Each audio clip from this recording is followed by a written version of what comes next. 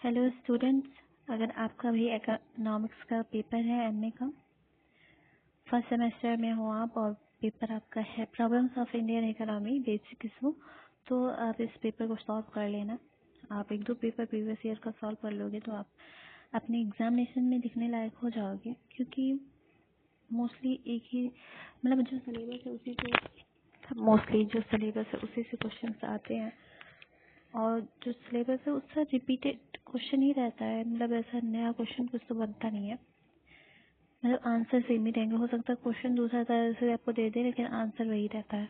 ठीक, तो अगर आप इन सबको सॉल्व कर लोगे जितने भी क्वेश्चन हैं, और एटलीस्ट अगर आप दो भी कर लेते हैं तो इनफ है। अगर आपने पढ़ाई नहीं की है और आप एक भी कर लेते हैं और आप अच्छे से उसको याद कर लेते हैं, एक बार कॉपी में पूरा क्वेश्चन कर लेते हैं, तो आप अच्छा अटेम्प्ट कर लोगे अपने एग्जाम में। ठीक, सो ये जो क्वेश्चन है पहला, ये शॉर्ट वाला है। 5 basic features of Indian economy, ये तो बहुत इम्पोर्टेंट है, मतलब आ जाएगा ये भी आपका। ठीक है, और फिर आपका इधर है birth and death rate in India since 1951, ये पॉपुलेशन वाले उससे है। फिर classification of natural resources on the basis of exhaustibility, तो जितने बेसिस पे नेचुरल रिसोर्सेज को डिवाइड किया गया है उन सारे बेसिस को आप एक बार रीड कर लेना। ठीक, फिर डिफरेंस बिटवीन जीएनपी और जीडीपी, ये सब आप देख लेना है। जो बेसिक इकोनॉमिक इंडिकेटर्स हैं वहाँ से आया है। सेक्टरल डिस्ट्रीब्यूशन ऑफ इनकम, किस तरह से इनकम डिस्ट्रीब्यूटेड है सेक्टरल यानी कि क्षेत्रीय, जैसे हमारा एग्रीकल्चर है वहाँ पे, और टेरिटरी टेरिटरी सेक्टर है, और सर्विस सेक्टर, इन सारी जगह पे कैसे आपका डिवाइडेड है इनकम। वो मीनिंग ऑफ रिलेटिव पॉवर्टी दो तरह की होती है मेनली, और भी होती हैं, तो एब्सोल्यूट रिलेटिव ये सब देख लीजिएगा। डिस्गाइज अनएम्प्लॉयमेंट या हिडन अनएम्प्लॉयमेंट क्या होता है, किसान के रिलेटेड इम्पोर्टेंट है, आएगा ही आएगा, देख लेना। व्हाट इज मार्केटेबल सरप्लस, और ये types of agriculture technology, agriculture से बहुत क्वेश्चन आएंगे आपके एग्जाम में, तो वो उसका पार्ट सारा तैयार कर लेना। Discuss the role of planning in economic development of India. फिर आपका सेकंड क्वेश्चन है लॉन्ग वाले में से, what is family planning, why does family planning essential in India.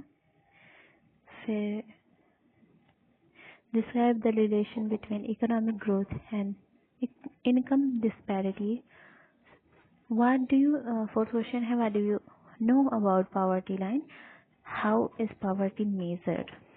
ठीक है, किस तरह से मेजर की जाती है, वो क्या होती है poverty line.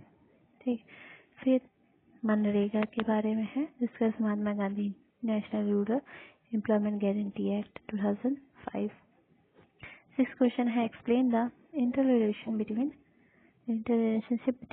Agriculture and industry, एक दूसरे से कैसे जुड़ी हुई है उनके बारे में आपको बताना है। Explain the main cause of sub division and fragmentation of holding in India, ये बताना है। और अब आपका यहाँ से शुरू हो जाता है सेक्शन सी, सबसे लॉन्ग क्वेश्चन जो बनते हैं वो यहाँ पे है। एक्सप्लेन द न्यू एजुकेशन बोले जाते हैं, explain the new national policy population policy 2000, how can India reap its demographic dividend particularly since economic reforms. Second question है, how is national income estimated in India, what are difficulties in the estimation of national income in India. What is agriculture price policy of India? What are its defects? Suggest some measures for its improvement.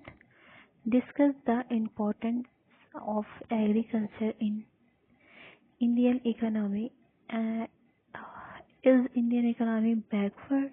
If so, how can it productively be improved? तो ये आपका last question इसका था, और इतना आप solve कर लो, अच्छा खासा कवर हो जाएगा।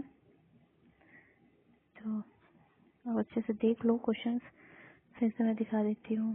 फर्स्ट क्वेश्चन ये है, जैसे डन है।